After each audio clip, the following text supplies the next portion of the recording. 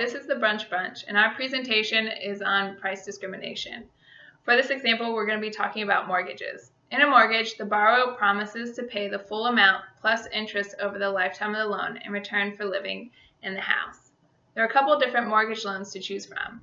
In a fixed loan, the interest rate remains the same for the life of the loan. For a variable loan, the interest rate is not fixed.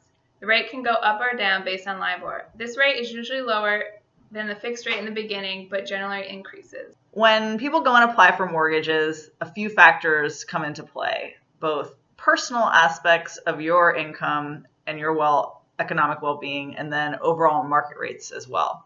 For example, the 10-year T-bond is a great indicator. When the bond yield goes up, mortgage rates go up, and when the bond yield goes down, mortgage rates goes down as well.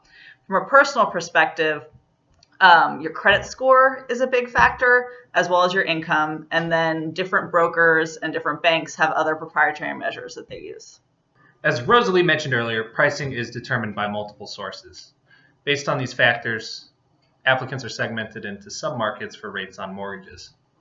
For example, say two identical people, two copies of the same person, walk into a bank.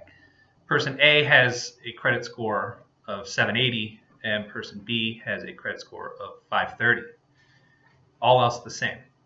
Person A would be offered a lower rate than person B due to the bank taking a larger risk on person B repaying the loan. This would be an example of third-degree price discrimination. There are certain factors that financial firms cannot discriminate on. According to the Equal Credit Opportunity Act, firms cannot discriminate based on race, sex, age, national origin, marital status, or if they're receiving benefits from the government.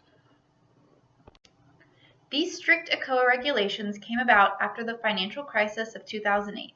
The housing bubble burst due to a decline in the housing market as well as subprime lending causing borrowers to default.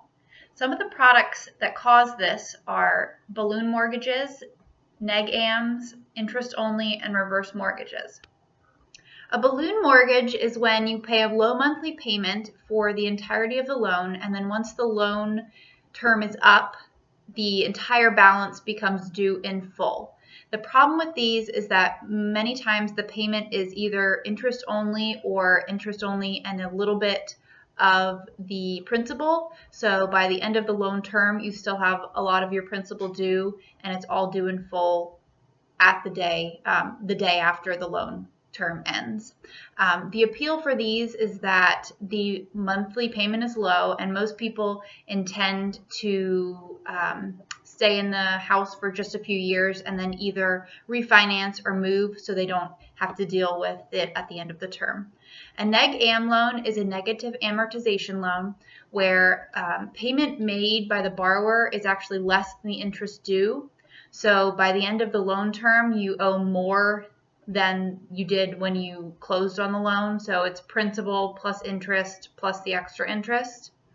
Interest-only loans are just what they sound like. You're only paying interest for the entire life of the loan. So just like the balloon mortgages, when you get to the end of the loan term, you owe your entire principal. And then reverse mortgages are for those 62 and older, and they are where they allow the older generation to tap into the equity in their home, and there are no monthly mortgage payments, but they do have to pay on interest and taxes every month, and then it stays with them until they die or they move. These 4 types of loans are no longer sold because of the crash. So today we took a look at price discrimination with mortgages. We looked at how mortgages are currently calculated, and we also looked at how they were calculated in the past before the crash of 2008. Mortgages are not given using those balloons, the balloon type, as well as what are the other types, Megan? Neg-ams and interest only and reverse mortgages. Now they essentially just do fixed rate and variable rate because we're trying to prevent another crash in the future.